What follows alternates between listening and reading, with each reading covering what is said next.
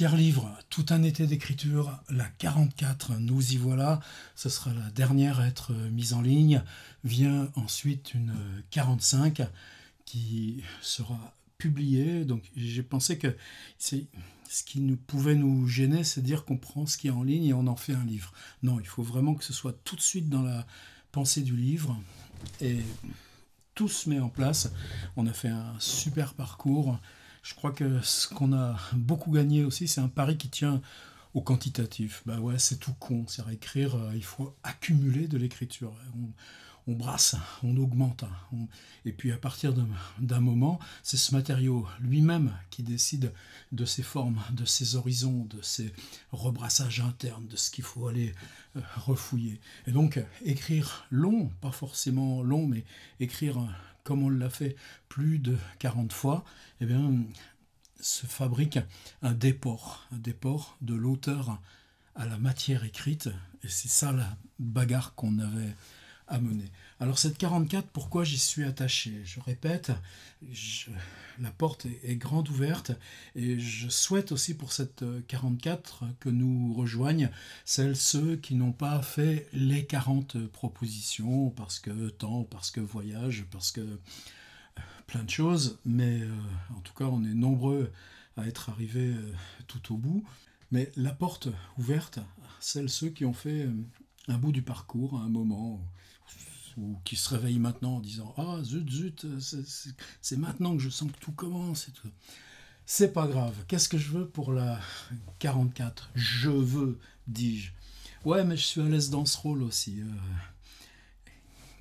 Quelque chose s'accomplit parce que j'énonce quelque chose de l'ordre de la parole, mais qui produit ces instances de texte. Je suis traversé, c'est pas une illumination qui vient d'en haut, c'est une illumination qui vient des textes que vous m'envoyez. C'est ça qui est génial, non? Ce que je veux, c'est que on arrive à quelque chose qui a été fascinant. C'est ce qui s'est passé aussi sur le groupe Facebook. Tous ces échanges, tous ces croisements. Parce qu'on se met à parler sur Facebook, tout d'un coup, on va voir le texte de l'autre. Et ça, c'était pas donné d'avance. C'est la première fois que ça se passe dans ces ateliers en ligne qu'on a menés depuis 3 ans. En ce lieu même. J'en reviens à ma 44. Vous commencez à me voir venir. Comment accueillir l'autre et comment faire que tous ces chemins qui se sont accumulés, toutes ces lancées, autant que de contributeurs, contributrices, avec cette page index, pour chacun, chacune, vous avez vu qu'il y a plusieurs centaines de lectures accumulées déjà, et ça aussi c'est formidable. Bien, j'avais envie qu'on fasse quelque chose de transversal. Alors, ça fait un moment que ça mijote dans la caboche. Ce que je voulais vous proposer, c'est relativement simple. La chose pas simple, c'est ce qui va vous revenir. Comment on rêve des livres? Comment on se souvient des livres? Alors évidemment, c'est des exercices qu'on peut faire, qu'on sait faire pour soi-même. Comment vous rêvez, comment vous vous souvenez rêver, en un seul mot, des contes d'Andersen ou de telles pièces de Shakespeare ou de quelque chose de beaucoup plus récent, de ce que vous a apporté quelqu'un comme Annie Ernaux, je ne sais pas. Tout ça, les exemples n'ont aucune importance, on garde ça léger. Mais je crois qu'on pour écrire, on écrit toujours à travers le rêve d'un livre. On écrit toujours à travers le souvenir des livres. C'est pas qu'on fait un effort de mémoire, c'est qu'au contraire, on éloigne les livres en se les reformulant. On réécrit ce noyau qu'on prend à la réminiscence et qu'on rejoue. Alors évidemment, qu'est-ce que je pourrais vous proposer? Je vais vous mettre dans le petit dossier habituel. Je crois que ce qui incarne au mieux ces choses-là, c'est Journée de lecture de Marcel Proust. C'est ce texte où il parle beaucoup de George Sand, par exemple, un petit peu aussi de Nerval. Mais c'est un texte qui est très important parce que c'est un texte qu'il a fait. Vous savez que Proust c'est commencé vraiment à écrire la recherche à l'âge de 37 ans. Il est mort 14 ans plus tard, volontairement alors que le chantier n'était pas fini. Vous savez qu'en cours de route, il a essayé de faire de la critique littéraire, il a essayé de faire des pastiches, qu'est-ce qui sont incroyables, ces pastiches, et il a essayé de devenir traducteur. Et ce texte, Journée de lecture, au pluriel, est une préface à Ruskin, ou Pierre de Venise, je crois. Mais, si vous êtes un habitué de la recherche, quand il attaque Combray, vous savez qu'il y a Swann, et puis avant Swann, il y a cette espèce d'inclusion très bizarre où il invente une maison qui n'est pas en soi la maison d'Illier-Combray, qui est une recombinaison de 3 ou 4 maisons liées aux grands-parents, au voyage, aux vacances. Mais ce Combray qu'il invente, même si c'est fascinant d'aller visiter la maison dite de la tante Léonie à Illier, qui s'appelle maintenant Illier-Combray, quand on la lit, qu'est-ce qui se passe? On s'aperçoit que pour organiser la description, le petit cabinet tout en haut, la lecture dans le jardin, les moments de lecture volés aux heures de la préparation des repas, l'attente dans la chambre le soir, eh bien, il reprend les figures de journée de lecture, mais tout d'un coup, journée de lecture devient la matrice de la maison qui vient traverser, s'installer et autorise la recherche du temps perdu. Alors, à vous d'aller voir si vous vous remettez dans cette ambiance rêveuse de Marcel Proust et voir comment il parle en particulier de George Sand et autres lectures d'enfance ou d'adolescence. Là, avant de me mettre, d'appuyer le petit machin rouge sur l'appareil, j'ai réouvert En lisant, en écrivant de Julien Gracq, comment il parle de Nerval lui aussi, comment il parle de Proust, assez mal d'ailleurs, comment il parle de Béatrix de Balzac. Et c'est pareil, là je ne vous mets pas d'extrait parce que En lisant, en écrivant de Julien Gracq, bien sûr, vous avez ça sur vos étagères là où vous êtes. C'est un livre indispensable, j'assume le mot. On a besoin de ces livres ateliers que la société marchande évidemment ne met pas en avant, mais qui pour nous sont l'espace le sas de transition mentale, parce que le miracle de ces livres, c'est que les lire, c'est déjà écrire. Et En lisant, en écrivant, de Gracq les incarne précisément par l'absence de virgule dans le titre. Bon, assez de baratin. Maintenant, les choses concrètes. Donc, vous voyez, plus une question d'ambiance. Journée de lecture de Proust, un petit peu de En lisant, en écrivant, et puis trouvez ce que vous voulez sur vos propres étagères. C'est pas ce qui manque, les gens qui parlent des livres. Précisément parce que nous-mêmes, un écrivain qui nous intéresse, l'endroit où on peut arriver à le pousser à la limite pour prendre de lui ce qu'on va rejouer dans notre écriture propre, eh bien, c'est là où lui ou elle parle de ses devanciers, parle de ses dettes, parle de sa formation, et ça, on y arrive toujours à trouver ces petits chemins. Alors, ce que je voulais vous proposer, on a été environ 130 à participer, dont quasiment une belle moitié à jouer le jeu du voyage jusqu'au bout. Je pense qu'il n'est pas possible que vous ayez fait ce parcours sans vous-même avoir été attrapé par la singularité d'un texte. Alors, je ne voudrais pas qu'on fasse un exercice de fausse critique ou de compte-rendu journalistique. Lodève vu par une telle, Manchester vu par une telle, Berlin vu par un tel, les 5 textes qu'il y a sur la ville de Marseille ou les 2 sur Nice, etc., etc. C'est pas ça l'idée. L'idée, ce serait d'être dans la fiction, mais une fiction qu'on va intercaler entre vous et le texte qui est écrit. Je continue mon exemple. Manchester, Berlin, mais il y a des choses formidables avec Le Havre, avec Rouen, avec Saint-Étienne. Visite des morts de Saint-Étienne. Qu'est-ce que c'est âpre, qu'est-ce que ça prend. Vous allez lire le texte de Saint-Étienne, le texte de Manchester. Prenez d'abord un texte que vous avez aimé lire, qui vous a attrapé une fois. Il y a des choses imaginaires aussi. Forcément, dans ce parcours, un texte, à un moment, vous a happé. Peut-être pas toute la page, toutes les contributions de la personne en question, mais il y a eu un déclenchement imaginaire, il y a eu une tonalité, il y a eu une musique, il y a eu un petit grain d'appel. Le mot appel, pour moi, serait ce qui permettrait le plus de partir ici.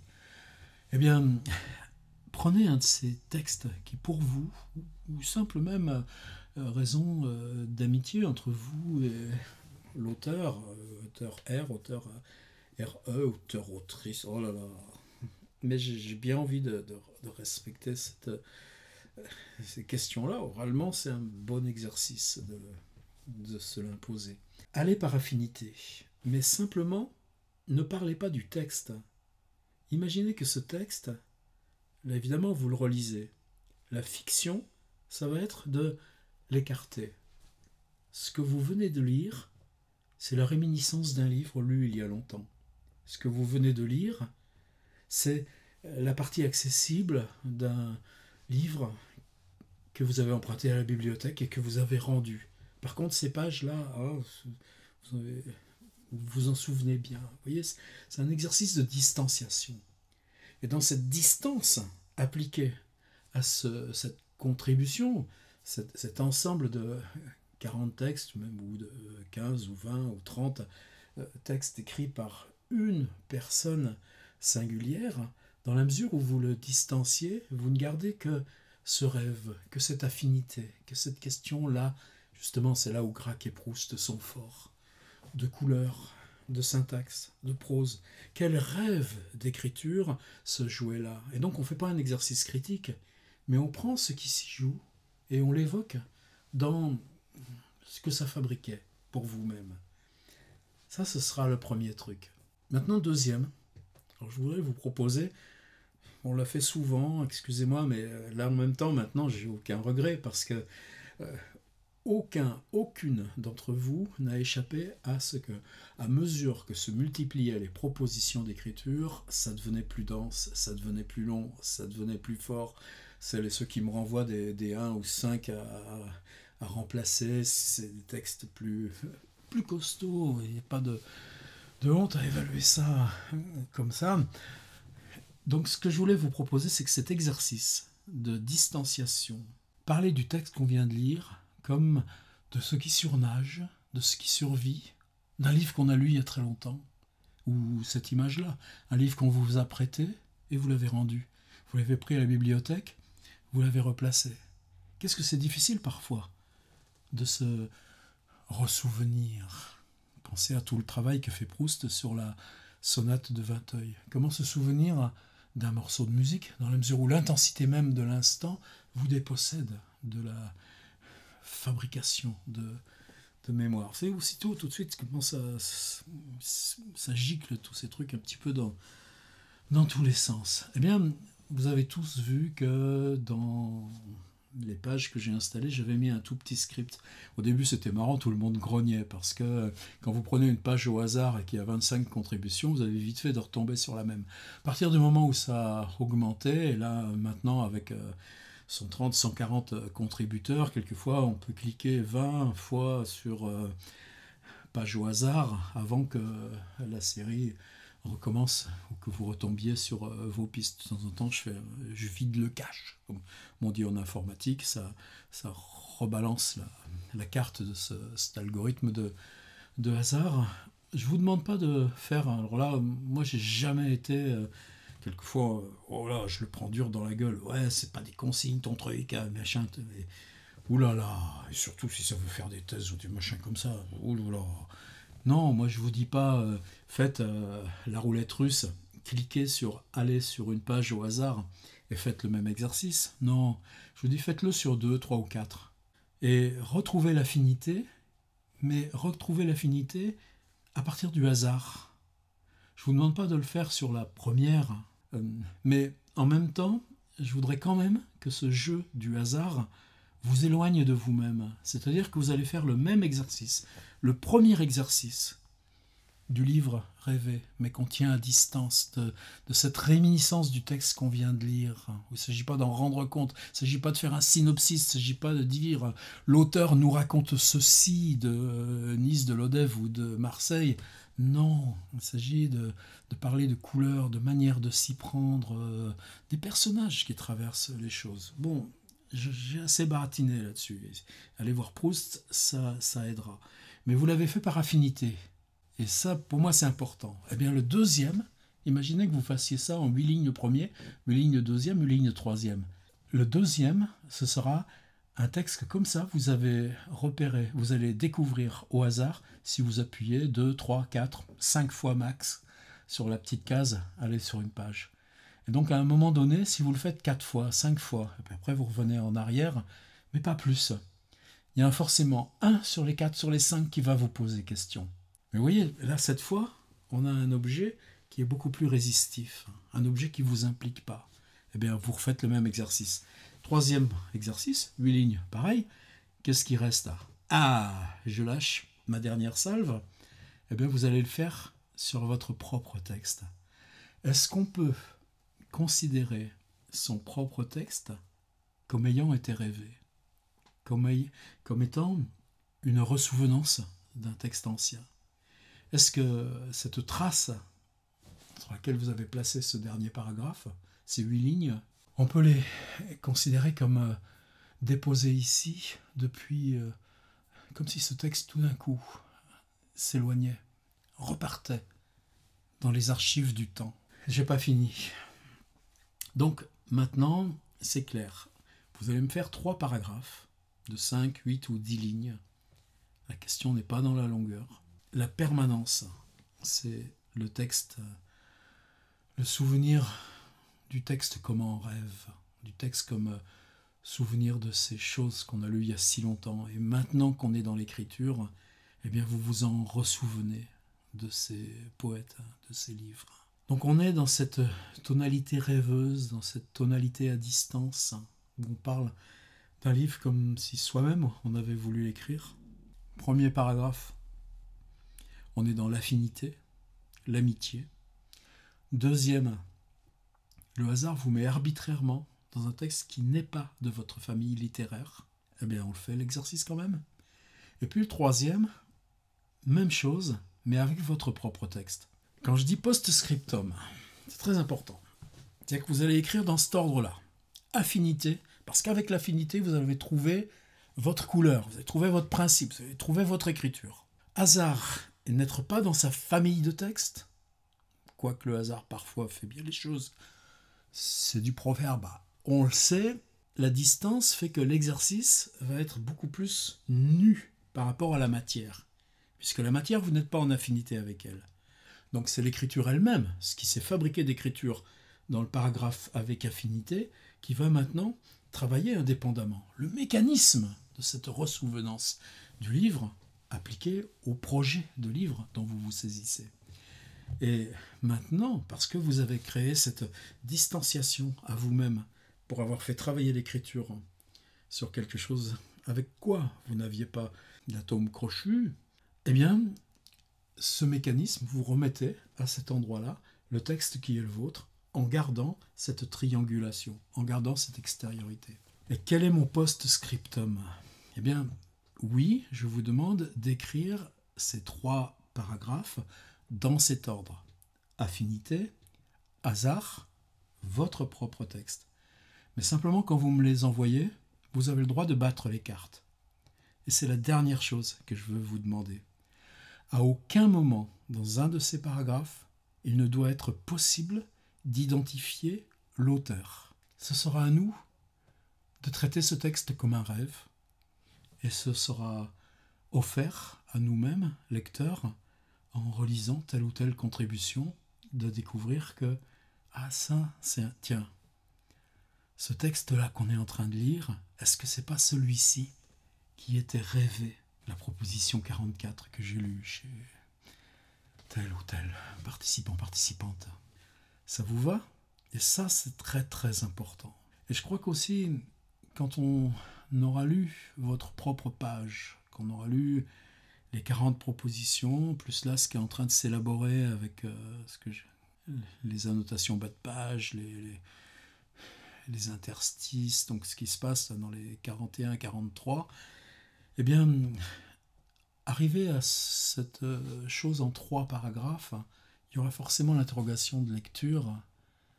Quel paragraphe concerne ce qu'on vient de lire?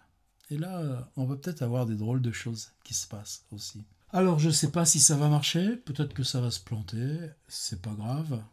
La question, en fait, pour un atelier d'écriture, c'est plus compliqué que ça.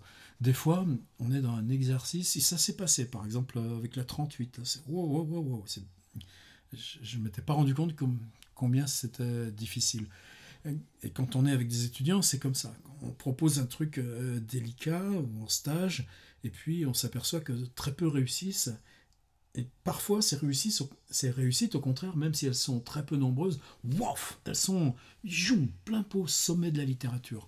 Des fois, ça soulage. On se dit, waouh, c'est qu'elle était bonne quand même, ma consigne, puisque il y a ce texte, et que ce texte, je m'en souviendrai tout le temps.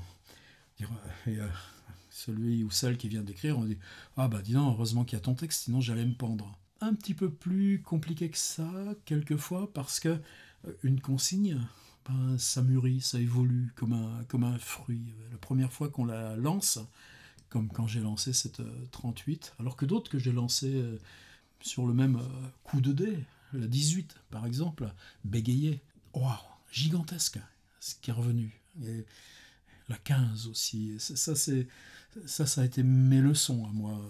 Peu importe. Ce que je veux dire, c'est que quand on travaille un espace de proposition, c'est pas du premier coup que ça marche. La façon de le présenter, la façon dont mentalement on peut anticiper ce qu'on est en train de présenter parce qu'on l'a déjà travaillé dans d'autres contextes, et bien là, la 44, c'est complètement à tâtons. Alors est-ce que ça va se planter? Est-ce que ça va se planter? Eh ben, à vous de me montrer que non. Et la dernière, eh ben, après-demain.